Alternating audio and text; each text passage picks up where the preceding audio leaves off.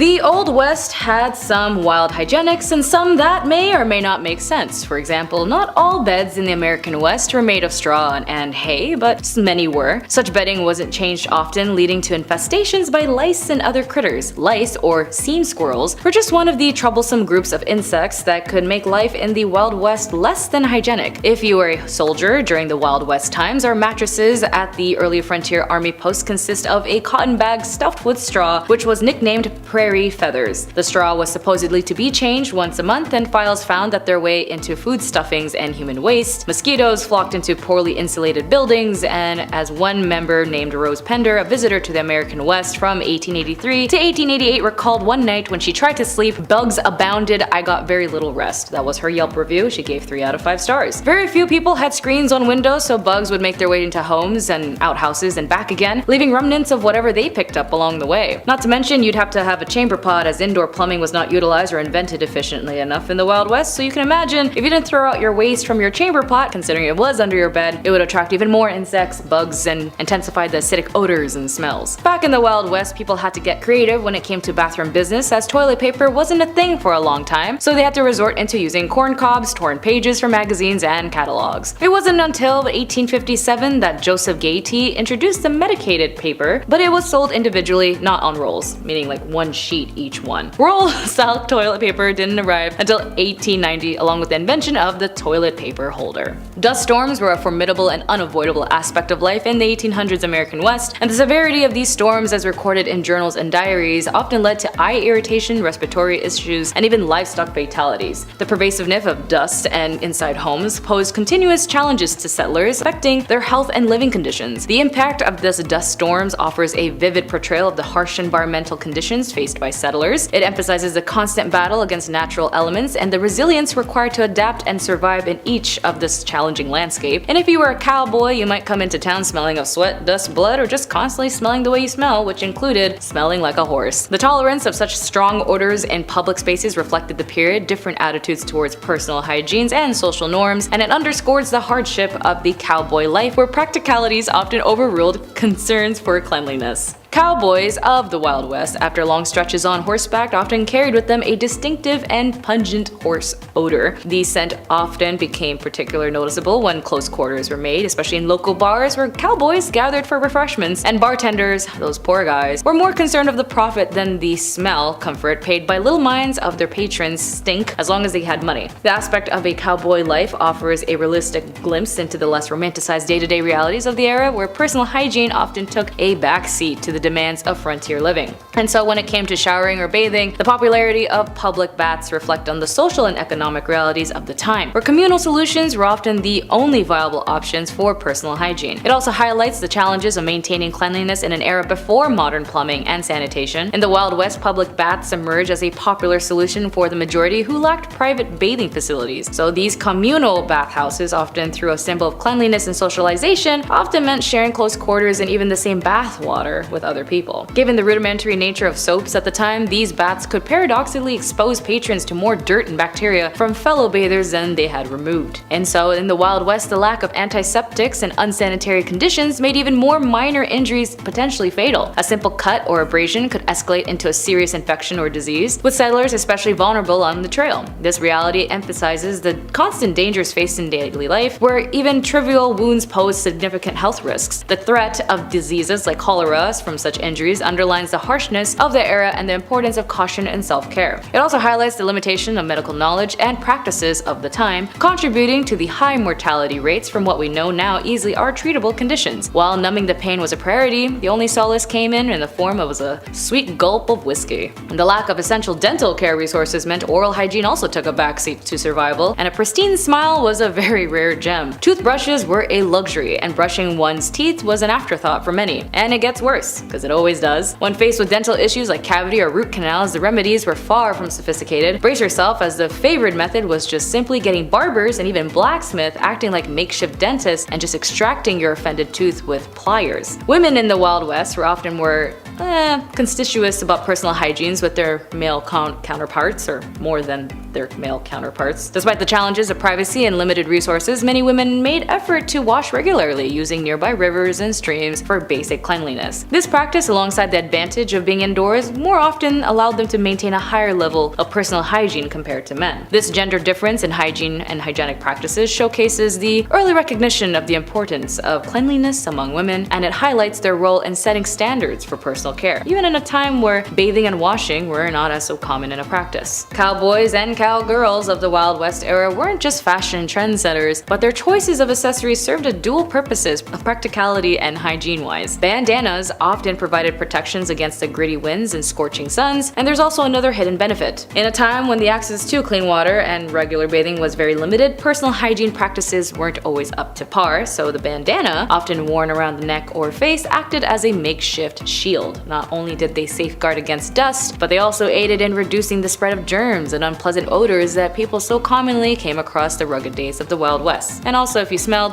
at least they can cover it up. In the Wild West, alcohol-fueled bar brawls were common, often escalating to very dangerous levels. The infamous firewater, a potential mix of burnt sugar, alcohol, and chewing tobacco, frequently ignited tempers over trivial matters. While many brawls resulted in minor injuries, some spiraled into deadly conflicts. This volatile environment, where a simple disagreement could lead to lethal outcomes, paint a vivid picture of the lawlessness and rough justice that characterized the era. The prevalence of such violent encounters in saloons highlighted the harsh realities of life in the Wild West, where disputes were often settled with fists or weapons rather than words, underscoring the perilous nature of social interactions during this time. In the 1800s, diseases like cholera, as I mentioned, was a major cause of death in the American frontier. The necessity to prioritize drinking water over uses like laundry and dishwashing exacerbated the risk of disease outbreaks. So cholera in particular claimed thousands of lives, affecting both settlers and indigenous populations. The arrival of European settlers in the Americas had a catastrophic impact on Native American populations, primarily due to the introduction of diseases like smallpox, measles, and influenza. Native Americans had no prior exposure or immunity to these diseases, and they had suffered devastating losses, with some estimates indicating a reduction of up to 90% in their populations. This tragic aspect of colonial expansion underscores the lethal impact of infectious diseases in populations without natural immunity, highlighting one of the most significant and tragic consequences of the European settlement of the Americas. This grim reality of the frontier life underscores the vulnerability of populations to common diseases in the absence of modern sanitation and medical knowledge. It highlights the precariousness of life during this period, where everyday resources and practices could also mean the difference between health and widespread illness. The westward expansion of settlers under the banner of manifest destiny had a significant health implication. As they veneered into new territories, they encountered unfamiliar diseases to which they had little immunity due to poor living conditions. This exposure to new pathogens posed a significant health risk, often overwhelming their already compromised immune systems, and this aspect of frontier expansion highlights the unintended consequences of exploration and settlement on the health of the settlers, revealing the challenges and dangers they faced in unfamiliar environments. Hospitals in the 1800s, prior to the understanding of bacteria, often did much harm than good. The lack of sterilization of medical instruments and close patient quarters facilitated the rapid spread of diseases. These medical facilities, intended for healing, ironically, became hotspots for infections and diseases transmissions. The conditions in these early hospitals reflected the limited medical knowledge of the time and the challenges of providing healthcare in an era unaware of basic hygiene principles. It illustrates the paradox of places designed for healing inadvertently becoming centers of illnesses, a stark contrast to the sanitized medical environments of today. Despite the advancements of medical science, some rural doctors in the 1800s continued to use leeches for bloodletting, based on the outdated belief that diseases were caused by excess blood. This practice, largely abandoned by academic physicians, persisted in smaller towns, highlighting the discrepancies in medical knowledge and practices across different regions. The continued use of leech therapy in some areas served as a reminder of the slow decimation of medical knowledge and the persistence of traditional practices even in the face of emerging scientific understanding. There was a time, of course, a terrifying epidemic known as syphilis swept through a population like wildfire. In a quest for a remedy, medical professions turned into a substance that hold the key: mercury. Despite the severe side effects, patients endured a grueling routine of daily applications of mercury ointment. This reckless treatment could last for years while unleashing many horrors upon the afflicted. However, people who are convinced the treatment was worth it, I guess now we wouldn't practice it the same, but at least we got better in self-care compared to parts of history. Ever heard of army camels? So in 1855, the US Army decided to import camels to Texas. The wide open spaces of the West were well suited for them, so they were like, yeah, let's bring in 75 camels from the Middle East. They worked at Camp Verde, where they made supply runs to San Antonio. But a few years later, the Civil War disrupted the service when a government official decided to auction off the animal, and the new owner sent some of them to Nevada, some to California, and other ones were just sort of set free. Now at first you didn't really see them around, but in the 1880s, Arizona Territory faced a terrible menace known as the Red Ghost. What did it do? Well, it trampled one woman, whereas another story claimed the monster ate a grizzly bear. When miners spotted the Red Ghost and fired at it, a human skull fell from the creature's back. After years of terrorizing Arizona, eventually it was taken out. What was it? Just a feral camel. Now camel sightings in the West continued into the 20th century, which is so wild. Like imagine just going about your day, damn, a camel. Time to talk about a famous criminal. Billy the Kid was wanted in 1881 for shooting a sheriff in Nebraska and another man in a New Mexico saloon. Running from a $500 bounty on his head, he was eventually trapped and put on trial. And it didn't go the way he wanted. The judge found Billy guilty, saying the outlaw would hang until he was dead, dead, dead. Billy responded, "You can go to hell, hell, hell." How poetic. His date with the gallows set, Billy pulled off a daring escape. On April 28th of 1881, he asked the deputy guarding his jail cell to take him to the outhouse. Once free from the cell, the outlaw pulled off his handcuffs, took the deputy's firearm, and did away with the deputy. Knowing the sheriff would be after him, Billy hid on the roof of the courthouse. When the sheriff ran up, Billy yelled, "Look up, old boy, and see what you get," and then fired on the sheriff. His escape nearly complete, he took a horse and hit the road and got away. Well, that time. We all know how the rest of the story played out. Feuding families were a doozy and a half back in the day. The Kentucky-West Virginia borders, world-famous Hatfield and McCoy families weren't the only notorious feuding clans of the old days. In fact, the Old West had a feud that went even further than that infamous incident. After the Civil War, Texas had two families, the Suttons and the Taylors, who really didn't like each other. The feud started when Buck Taylor fired at and killed a Sutton Alley in 1866, then escalated with the deaths of Taylor and a man named Dick Chisholm. 2 years later, in a horse sale gone wrong, Taylor's remaining family members dug in their heels. They had Southern pride and were mad about the Confederacy losing decisively in the Civil War. The Suttons, meanwhile, had the backing of local Texas militia members and state police outfits that were keen on Reconstruction. The Sutton family's patriarch, William, took control of the police himself by 1869, running raids across the state to ferret out cattle rustlers sympathetic to the Taylors. Over the next 5 years, all of DeWitt County, Texas was plunged into a horrifically violent feud. Even members of other families were forced to take sides and choose. Those who didn't offer allegiance risked being killed. Then again, those who did pick a team were killed in skirmishes and senseless violence as well. By 1874, so many people had died in DeWitt County that the Texas Rangers finally rode in and worked for months to ease tensions. They were mostly unsuccessful, but by the end of 1875, the feud started to slow down. And it wasn't because of anybody's really great negotiating skills. It was just because the most aggressive and vicious participants on each side had met their end. Because of everything else I've already covered today, it should come as a surprise to nobody that homicide rates in the Wild West were extremely high, rivaled only by the violence of the American South during the Civil War and Reconstruction. An adult living in Dodge City, Kansas from 1876 to 1885 stood a 1 in 61 chance of not surviving. If you lived in San Francisco, you had a 1 in 203 chance of a similarly rough end, and if you lived in other counties in California, 1 in 72. Oregon? 1 in 208. Still not great, but not awful. Number 10. Boot Hill Burials. In the Old West, many towns had a boot hill, which was essentially a graveyard where outlaws and bandits and all those bad people alike were all buried with their boots on. Specifically with those on right there. See, these cemeteries were often lacking proper markings, and the dead were buried quickly, sometimes a little too quick without a coffin, reflecting the harsh and lawless nature of frontier life. It wouldn't be abnormal to see a boot sticking up out of the ground on your way home from work, is what I'm saying. Today that would be quite jarring, but back then, completely normal. How yucky is that? I'm like, oh, size 11 and a half? Perfect. Number 9. Medical practices. In the Old West, broken bones were a common occurrence. Obviously, uneven roads, hopping up and down horses, everything's made of wood that's all broken. Particularly among those who worked in physically demanding professions such as ranchers, miners, and cowboys, everything is going to be broken on your body by the end of the day. Treatment options were limited and often relied on basic first aid techniques, splinting the affected area with whatever materials were available. Wood, cloth, animal bones. It was nuts. It sounds crazy, but back then, it was really the only method for immobilizing broken bones. You have to wrap another bone around it. It's like, ew, please, can I get a cleaner bone? Pain relief was only provided with natural remedies such as opium or willow bark tea, so 50-50 what kind of night you're gonna have there. More serious fractures, such as those that punctured the skin, ow, those required the attention of a doctor or a surgeon. However, back then the doctor had like 2 teeth in 1 eye, so not much help. Number 8, duels. Yes, duels. Let's talk about these. Duels, gotta say it all deep like. Duels were a common way to resolve disputes. Before YouTube comments, this was the only place to resolve any conflict, alright? In a traditional old western duel, opponents would face each other, often with weapons, in front of a crowd at a designated location and time. Now, most of the time, these duels would end when somebody bites the bullet. Rarely would a duel end with two gentlemen shaking hands, getting over their disagreements. No, never happened. These confrontations, often over matters of honor, were deadly and a normalized part of the culture. Number 7. Law enforcement. That being said, back in the day, things were a little different. Not that many body cam back in those days, I'll tell you that for free.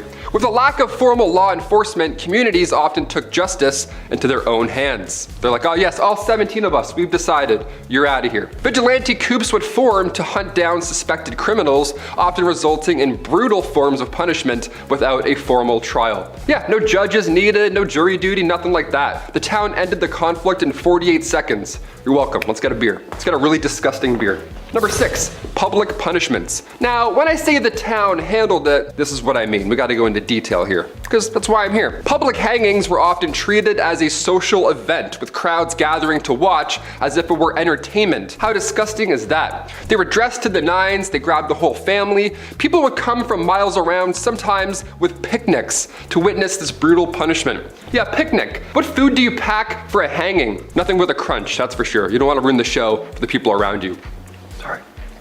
Number 5, Mary Catherine Haroni, also known as Big Nose Kate, was a historical figure associated with the American Old West, as she was a Hungarian-born adult worker and companion to the legendary lawman and gambler Doc Holliday. Kate eventually moved to West and found herself in a rough and often lawless mining towns of the Old West, as she worked as a lady of the night, gained notoriety for her feisty and independent personality. Kate then became romantically involved with John Henry Doc Holliday, a dentist turned gambler and gunfighter. What a career change. They met in Fort Griffin, Texas in 1870s following Doc Holliday's death in 1887. Kate Haroni then lived in various places, including Arizona and Colorado. She then worked as a nurse and a hotel owner in the early 1900s, and Kate moved to Arizona and lived in poverty. She worked in various jobs, including serving as a cook, and then in the 1930s she applied and received a pension for being a widow of a veteran American Indian War. Doc Holliday had happened to serve as a scout. Big Nose Kate then passed away on November 2nd, 1940 in Arizona at the age of 90. She outlived many of the famous figures of the Old West. Number 4, Belle Starr. Born Myra Maybelle Shirley, Belle Starr was a notorious figure associated with the American Wild West during the 19th century. She became known as the Bandit Queen and gained notoriety for her associations with various outlaws and her involvement in criminal activities. Belle married several times, with her famous marriage being the outlaw Cole Younger, a former member of the James Younger gang. After Younger, she then married Sam Starr, a Cherokee outlaw, which contributed to her connection with the Indian Territory, present-day Oklahoma. Belle Starr was also known to associate with herself with various outlaws, including Jesse James, the Younger brothers, and the infamous Delton gang. Her connections to these outlaws and her involvements in horse theft and other illegal activities contributed to her reputation. Belle Starr and her husband Sam Starr lived in the Indian Territory, where they ran a horse ranch, and their ranch became a haven for outlaws seeking refuge from the law. Belle Starr was arrested several times for various offenses, including horse theft. However, she often managed to avoid lengthy imprisonments, and her criminal activities continued. Belle Starr's life came to a violent end when she was shot and killed on February 3rd in 1889 while riding home from a neighbor's house. The circumstances of her death remains somewhat of a mystery, and the identity of the killer was never actually established. Belle Starr's life exploits became part of the Wild West folklore, and over the years, she had been portrayed in many books, films, and television shows, contributing to her enduring legend. Number 3, Etta Place. Etta Place is one of the mysteries of the American Wild West, as her true identity and details of her life pretty much remains uncertain. She was associated with the famous outlaws Butch Cassidy and the Sundance Kid, as we also know them, and is often considered to have been romantically involved with the Sundance Kid. Despite her connections to these historical figures, she is very little known about Etta, as Etta's place, true identity, and background are unclear. Her real name and place of birth and details about her early life are not actually known at all, and some historical sources suggest that she may have been born in the United States, while others propose that she could have just been European or South American origin. Etta Place is also best known for her association with Butch Cassidy, aka Robert Leroy Parker, and the Sundance Kid, whose actual name is Harry Alonzo Longabo, and she traveled with them during their exploits in South America, where they sought refuge to escape law enforcement in the United States. In the early 20th century, Butch Cassidy Cassidy, the Sundance Kids, and Etta travel to the South America where they continue to a life of crime and they are believed to have engaged in bank and train robberies in countries like Argentina and Bolivia. The fate of Etta Place is uncertain as some theories suggest that she may have perished alongside Butch Cassidy and the Sundance Kid in a shootout with the Bolivian authorities. However, there is actually no conclusive evidence to support this theory, as there may be other theories that Etta Place's true identity, with some speculating that she may have had used multiple names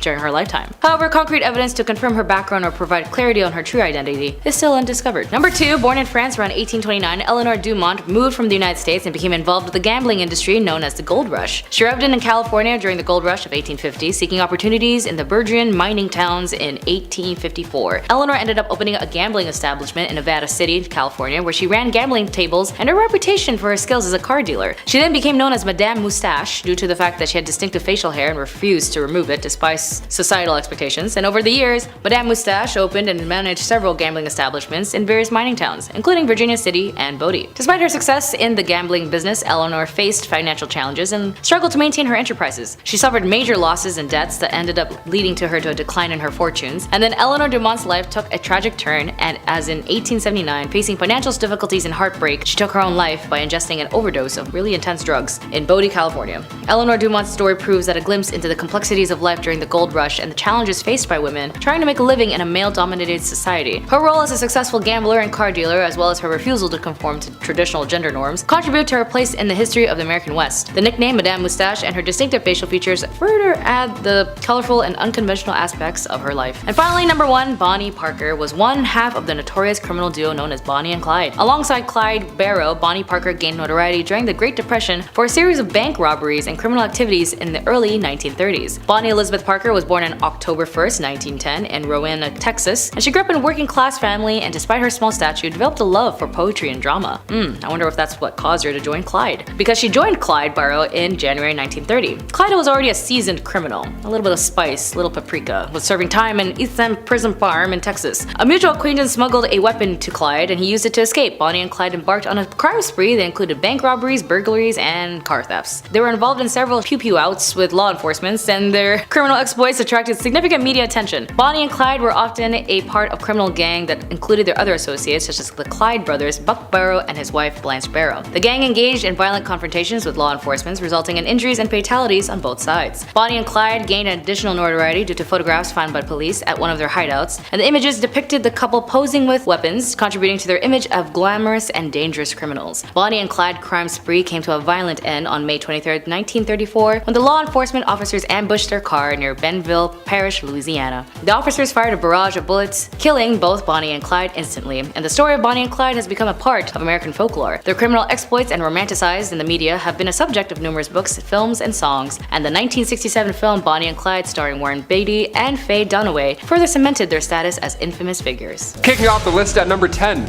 going the distance. First things first, how much was an IPA back in the 1800s? That's why we clicked this video, right? That's all we want to know. Some beers today cost like $13 at the bar. What's going on? Nowadays we have happy hour, drink specials, wine pairing suggestions that go along with your meal. We have affordable alternatives today at the bar.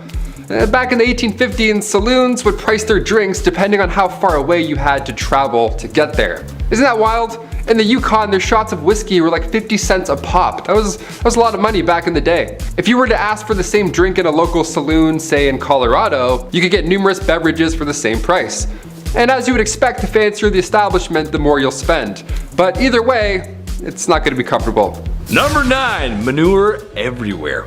The 1800s were changing times, especially on the western frontier. Cities were being built, America was under reconstruction, and if you see my video on the 1800s technology, then you know how things were about to get a little wild.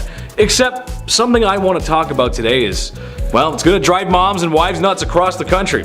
How many times have you told your husband or the kids to wipe off their feet before coming into the house? Or stop wearing their shoes in the house? Right? It's the worst. I'm sorry, Mom. Okay, but imagine that, except everyone is bringing in their muddy, bloody, and manure-covered boots into the house. Horses and livestock were just a part of everyday life. That means droppings, or road apples, as they're so commonly called. The smell alone on a hot summer day could make any cowboy turn green. I think I'm going to puke, Dad. Number 8, no stools. Okay, this one's for all the bartenders out there.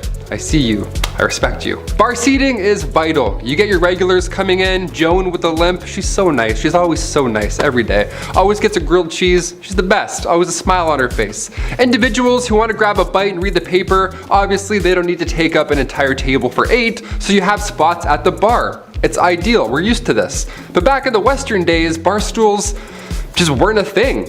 Bar spots it didn't exist. You couldn't sit and vent to your local barkeep about why your ex hasn't texted you back. They didn't have stools at the bar. They just had the rail at the bottom for your foot. Just that little bar rail there for the little lean right there. A nice cowboy lean. Yeah, I'll just eat fish and chips standing up leaning. Awesome. Just the thing you want after walking in the sun all day long. A foot rail. Number 7, duels at high noon. Let me paint a picture for you, partner. It's a warm summer night, and you find yourself sitting at a card table in a saloon that's named after a barnyard animal. The piano is blasting a ragtime tune as waiters bustle about, serving drinks to unruly cowboys that fill the establishment. In front of you are 3 unsavory characters, each more than the next. As the night goes on, so do the poker chips. And when one gentleman ain't taking kindly to his losses, some insults about each other's mothers are exchanged. A powerful slap reaches the man across the poker table, matching the energy of Will Smith on an Oscar night. Too soon? I don't know. Wow, West. Wow, West. That's when it's settled. Tomorrow at high noon, they're gonna settle this like gentlemen. A duel at noon with guns. That's how they did it. Does it get any more classic than that? I don't think so, folks. The clock strikes noon, and only one outlaw remains, and he's married to Jada Smith. Number 6, only talking. Here we go. You ever go to a bar, you're having a nice time, you and your pals order some Caesar salads for the table, the night is now well on its way, we're feeling good. Then 10 o'clock hits and you see a band start to set up. Okay, game time decision. Do we settle up and leave before they start? Or do we give them a chance, end up feeling bad, and feel obligated to stay until the very end at 3 a.m.? It's tough. Usually the latter ends up happening. Back in the 1800s, we didn't have to worry about such an issue. Most of the time, these saloons were just for business. The odd time you would have poker, dice, a piano perhaps would be in the room with some jazzy fingers making an appearance. But when saloons first popped up in Wyoming back in 1822, most of the time it was for lawmen, miners, gamblers, just pure business. Not many blind dates happening in booth 16, you know what I mean? Number 5, the gold rush. Picture a billboard for the Wild West, okay? What's on it right now? A cowboy tipping his hat in the corner with, 4 missing teeth, a sunset in the corner obviously, maybe a horse, and also a bunch of gold stacked up in a mine, right? Well, we've heard about the Wild West here and there, but was there really a massive gold rush? The California gold rush of 1849, despite what history commonly believes, wasn't the first big gold rush, not even close. The first one was back in 1799. A young man named Conrad Reed found this yellow rock right on his property. He had no idea what it was, and for years, he and his father John Reed used this rock as a doorstopper. You already know where I'm going with this. This 17-pound nugget of gold, which is worth a lot even today, back then this information was game-changing. Congress then built the Charlotte Mint just so they could handle all this incoming gold found in North Carolina right after. Then later in 1828, more gold was discovered, but this time in Georgia. This was the second rush. Then come 1848, James Marshall found gold at Sutter's Mill, California. After the third one though, that's when the thousands moved out west. That one had the biggest pull, so it's pretty big, but not the first. Number 4, the OK Corral. The shootout at the OK Corral went down on October 26, 1881. It's known as the most famous shootout in history. But should it be? Really? Going back to Tombstone, Arizona, it's 3 p.m. and we have men of the law and of course outlaws all in the same block. So naturally, trouble ensues. There's not enough land here for all of us, some rootin' tootin' shit. There were about 8 men involved in the rumble, but it barely lasted 30 seconds. Also, it's important to note the gunfight at the OK Corral wasn't even at the OK Corral. It happened near the intersection of 3rd Street and Fremont Street, right behind the corral. Yeah, details matter. 3 lawmen were injured and 3 cowboys lost their lives. Yeehaw. That was a sad yeehaw for you guys. This is why you don't organize shootouts at 3 p.m. I don't know, everyone's drunk, there's bad decisions, apparently there's bad aim. Just slam some milk, shake some hands, go home.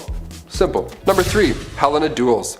So we've talked about the bizarre ways folks would settle beef back then. They would slam tarantula juice and shoot animals from the top of locomotives, have a 30-second fist fight in the middle of the day, and then go home. But have you heard of these Helena duels? It began, of course, in Helena, Texas, aka the toughest town on earth, at least it was back in the 1800s. The Helena duel began here. There's even a movie called The Duel with Woody Harrelson and Liam Hemsworth. They show this style of combat in a pretty brutal Hollywood way. Both opponents had their left hands tied together with buckskin, and then each were given a small knife with an even smaller blade. It had to be short enough so it didn't reach any vital organ. That was the Texas trick. Then they're whirled around until they're dizzy, and then it gets really loud, really messy, and really bloody.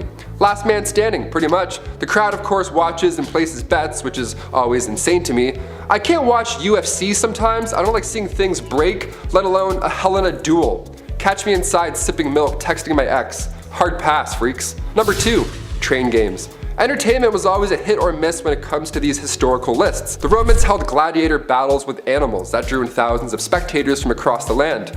Well, in 1894, William Crush, a railwayman, had this event in mind that would for sure go down in history. Oh buddy, did it ever. William Crush wanted to secure the future of the railroad company in Missouri, Kansas, and Texas. And to do so, William made an entire temporary city appropriately named the City of Crush. Nice. There was a carnival for children to enjoy and all that jazz, but the main pull for adults was the train smash. The collision of two 40-ton steam trains was meant to be the talk of the town. Look at these Goliaths as they smash, crush, into each other. How fun. Yeah, the trains collided, it worked, and the darndest thing happened. They blew up. Yeah, it's almost like they caused a disaster for popularity. Neat. 40,000 came in and many left injured. A couple of people sadly didn't leave at all. One survivor ended up getting 10 grand out of the deal. His name was J.C. Dean, and they lost their eye in the explosion, so the company gave them a lifetime railway pass. Just the thing you want right after that horrific event. Sorry about your eye, here's free PTSD as well, anytime you want. Enjoy. Crush was later rehired by the railway after it gained popularity. Yeah, this happened back then too. Somebody does something horrible, and then now all of a sudden they're famous. Hashtag chairgirl. And finally, coming in at number 1, Elmer McCurdy. This one is insane, I had to end with it. Elmer McCurdy, back in 1911, he decided to be a rootin' tootin' criminal, and he attempted to rob a train. Unbeknownst to him, that train was not full of gold, but rather passengers. Collecting a whopping $46, which back then was still pretty good, he was quickly shot by a lawman afterwards. This is where things start to get insane. Yeah, I say start. Elmer's body was embalmed and sold by the Undertaker to this traveling carnival. His body was an exhibit almost, with his story attached. And for the next 60 years, his body, this prop rather, was passed around, sold between haunted houses and wax museums. Eventually, the guy's body, his real body, don't forget, ends up in California at an amusement park funhouse at Long Beach. Now, come 1976, there's a crew there filming for the $6 Million Man Show, and that's when Elmer's finger breaks off accidentally. Some key grips like, whoops, revealing it was an actual mummy. They went to film the $6 Million Man and ended up finding the $46 man in real life. How gross is that? Kicking off the list at number 10, medicine shows.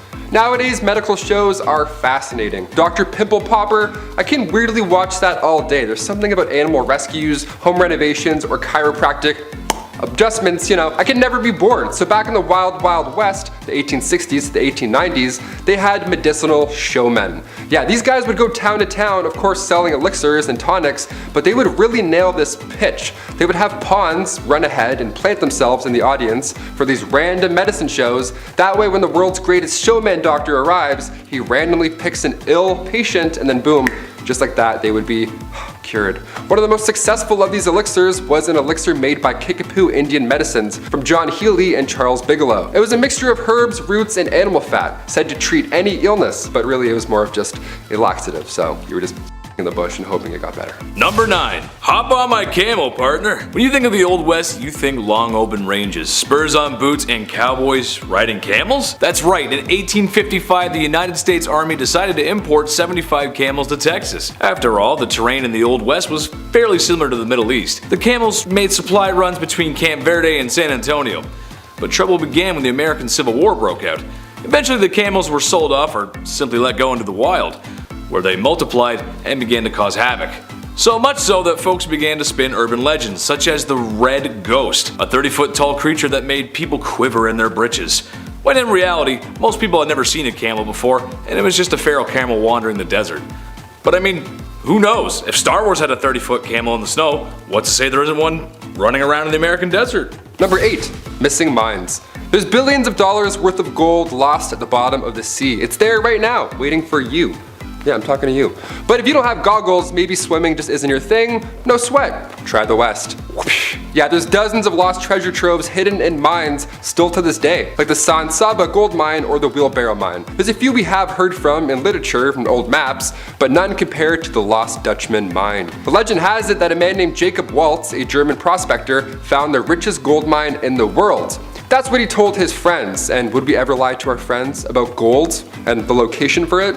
No, absolutely not. The first gold rush was back in 1799. A young man named Conrad Reed found this yellow rock, had no idea what it was, and for years he and his father used it as a doorstopper. Yeah, they used a 17-pound gold nugget as a doorstopper. Nice. Back then, this information was game-changing once they realized that it was, gold, so Congress then built the Charlotte Mint just so they could handle all this incoming gold found in North Carolina right afterwards. I just wouldn't have told anybody. I'd be like, is this an infinity stone? I'm just gonna pocket this and then head out east.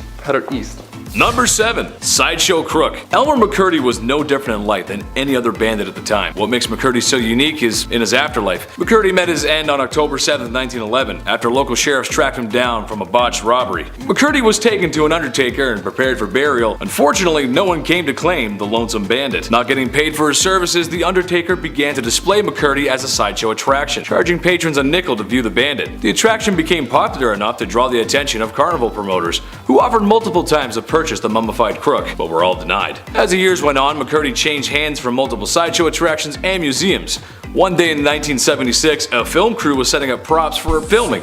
When someone began to move what they thought was a wax mannequin, it actually turned out to be poor old Elmer McCurdy himself. Eventually, McCurdy was laid to rest in a grave, where 2 feet of concrete were poured over his casket to make sure no one would come to steal the sideshow crook. Stay in the hole, partner. Number 6. Cowboys and aliens. Long before the Roswell incident in New Mexico back in 1947, aliens might have actually visited us. Yeah, the report comes from 1896 from 2 men in California.